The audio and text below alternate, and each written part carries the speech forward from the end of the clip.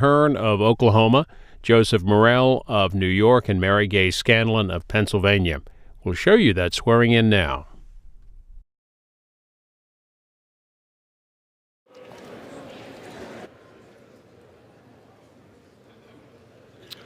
For what purpose does the gentleman from New York seek recognition? Mr. Speaker, I ask unanimous consent that the gentleman from New York, the Honorable Joseph D. Morelle, be permitted to take the oath of office today. His certificate of election has not arrived, but there is no contest and no question has been raised with regard to his election. Without objection. For what purpose does the gentleman from Oklahoma seek recognition?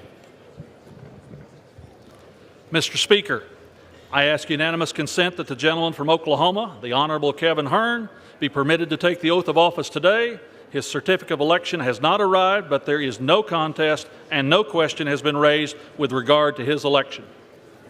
Without objection. For what purpose does the gentleman from Pennsylvania seek recognition? Mr. Speaker, I ask unanimous consent that the gentlewoman from Pennsylvania, the Honorable Mary Gay Scanlon, be permitted to take the oath of office today. Her certificate of election has not arrived, but there is no contest and no question has been raised with regard to her election. Without objection. Will the representatives-elect please present themselves in the well? Up here. Up there. Up there. Up there.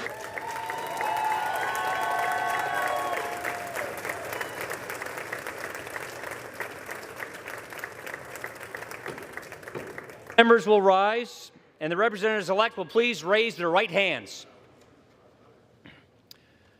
Do you solemnly swear that you will support and defend the Constitution of the United States against all enemies, foreign and domestic, that you will bear true faith and allegiance to the same, that you take this obligation freely without any mental reservation or purpose of evasion, and that you will well and faithfully discharge the duties of the office on which you are about to enter, so help you God? I do. Congratulations, you are members of the 115th Congress.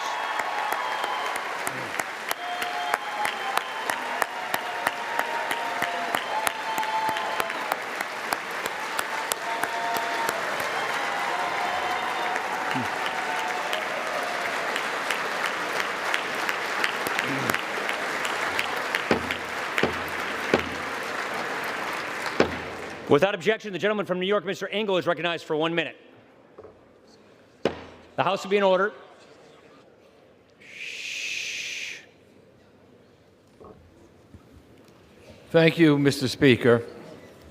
As co-dean of the New York delegation, along with my colleague, Congresswoman Lowy, the New York delegation is pleased to welcome our newest colleague, Joe Morelle, representing New York's 25th district in upstate New York. Joe has been elected to the seat of our beloved and departed colleague, Louise Slaughter. Joe hails from Irondequoit, I know I butchered that, and like myself, served in the New York State Assembly. He was elected to that body in 1990 and became Majority Leader in 2013. He graduated from SUNY Geneseo with a bachelor's degree in political science and began his political career at age 28 as a Monroe County legislator. Congressman Morelle and his wife, Mary Beth, are well-known, well-loved, and we're so happy to have Joe Morelle as one of our colleagues. Congratulations, Joe. Does the gentleman yield to the gentleman from New York? Does the gentleman yield to the gentleman from New York? Yes, I yield to the gentleman from New York.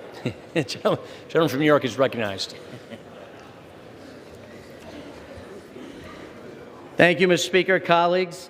And Mr. Speaker, thank you to your staff for the courtesies they have extended to me. I want to thank, first of all, my wife, Mary Beth, my entire family, and many dear friends who have traveled to be with us today, and those at home watching for their unwavering love and support. I'd also like to thank my longtime friend, Congressman Eliot Engel, for that kind introduction and the warm welcome of all my colleagues in the New York. The gentleman is right. The House is not in order. Members, please take your conversations off. The gallery will please be quiet.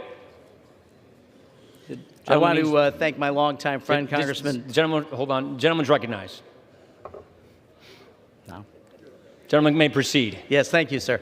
I also want to thank my longtime friend, Congressman Eliot Engel, for that kind introduction and the warm welcome of all of my colleagues in the New York delegation have extended to me. I'm humbled to take the oath of office. It is truly the honor of a lifetime to serve New York's 25th District as a member of the House of Representatives. Indeed, I have very big shoes to fill. Congresswoman Slaughter was truly a remarkable individual who shattered ceilings and blazed trails. But more than that, she was a dear friend to me for over 30 years, and I will be forever grateful for her guidance, devotion, and friendship. It is a special privilege to be able to carry out on her vital and important work. I look forward to the days ahead, and I work together to support our neighbors in need, to advance society for future generations, and build a stronger, more vibrant America. Thank you, Mr. Speaker.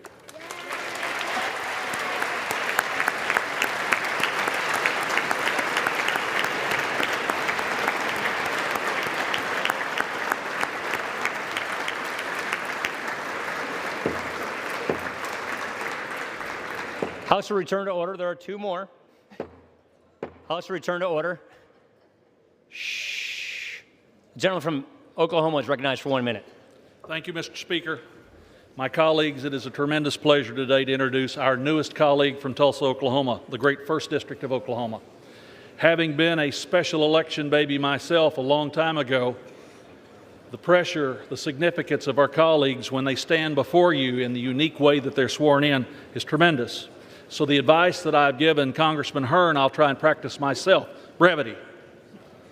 Born on an Air Force base, worked all of his life, earned a degree in engineering and an MBA degree. The thing I love the most perhaps is a hog farmer at one point in his career and a very successful restaurateur. Kevin is an individual who is a reflection of the great 1st District of Tulsa. He's a reflection, I think, in what we need and want in a member in this United States House of Representatives. And with that, Mr. Speaker, I yield the remainder of my time to my newest colleague, our newest colleague from Oklahoma, Congressman Hern. Gentleman from Oklahoma is recognized.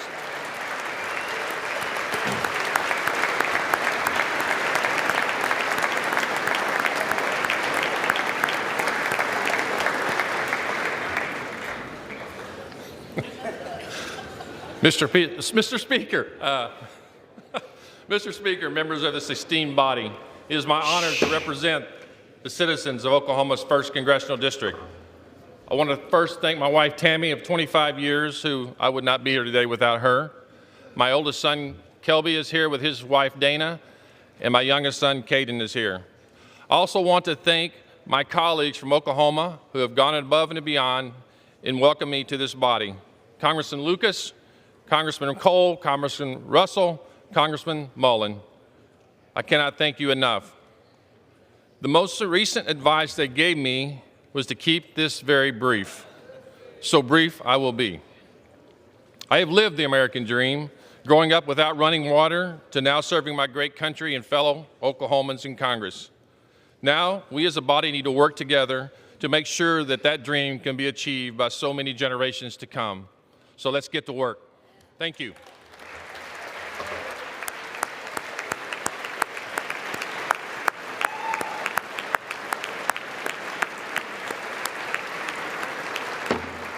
House has been in order.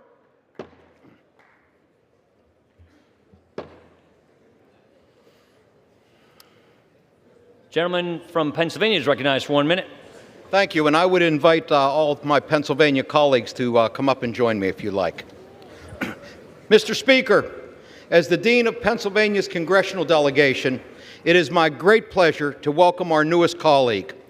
For the last 35 years, Mary Gay Scanlon has been a public interest lawyer working for voting rights, equitable education funding, immigration, and criminal justice reform, and is an advocate for low-income families, children, women, veterans, and seniors. She and I worked together on securing asylum in this country for the internationally recognized Sudanese human rights activist. Gentleman, suspend. The gentleman is right. The House is not in order. Gentleman may continue. She and I worked together on securing asylum in this country for the internationally recognized Sudanese human rights activist Hawa Sila, who was imprisoned and tortured by the Sudanese government for speaking out against it. And I'm pleased to note that Hawa is here in the House gallery today.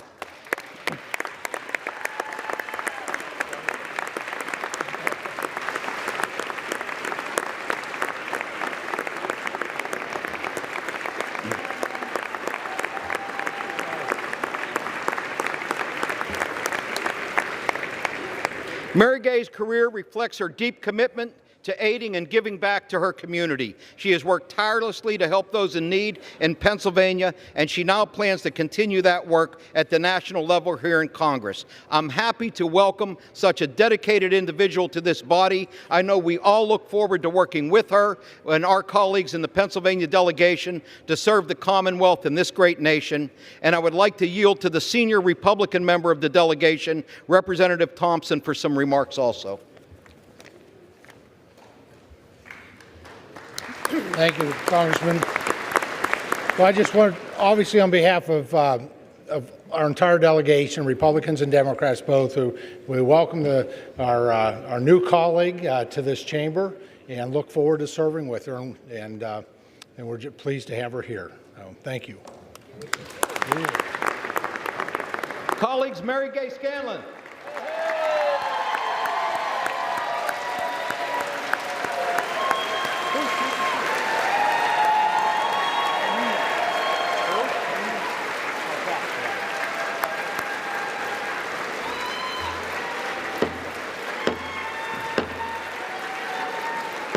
House to be in order. House to be in order. Okay. Shh. Gentlewoman is recognized.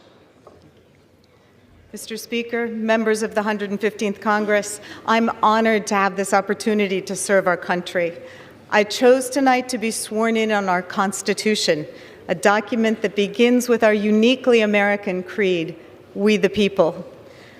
A charge and a challenge to faithfully represent the people of my district and the entire country, a charge I promise to honor every day with all of my might. I'm particularly honored to serve as the advance guard, not just for Madeline Dean, Chrissy Houlihan, and Susan Wild, who will soon join me and our brethren in the Pennsylvania delegation.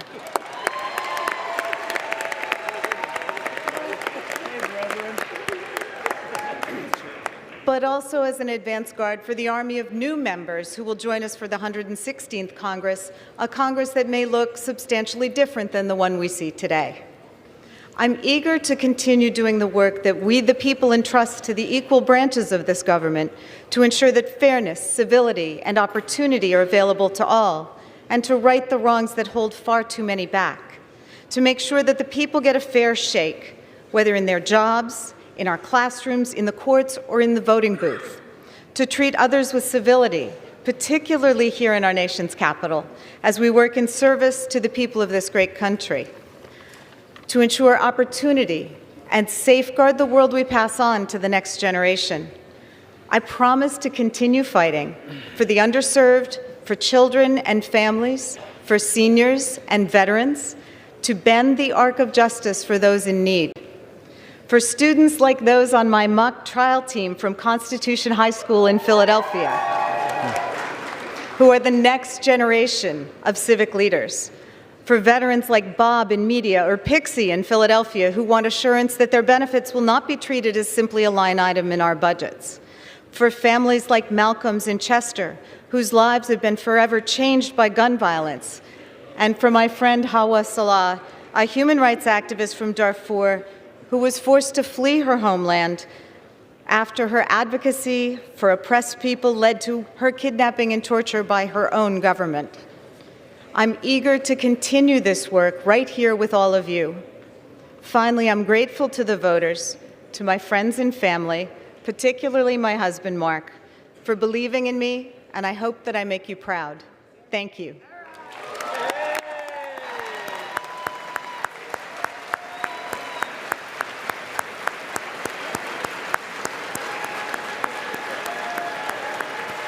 Ready? Under Clause 5D of Rule 20, the Chair announces to the House that in light of the administration of the oath of office from the gentleman from New York, the gentleman from Oklahoma, and the gentlewoman from Pennsylvania, the whole House number, the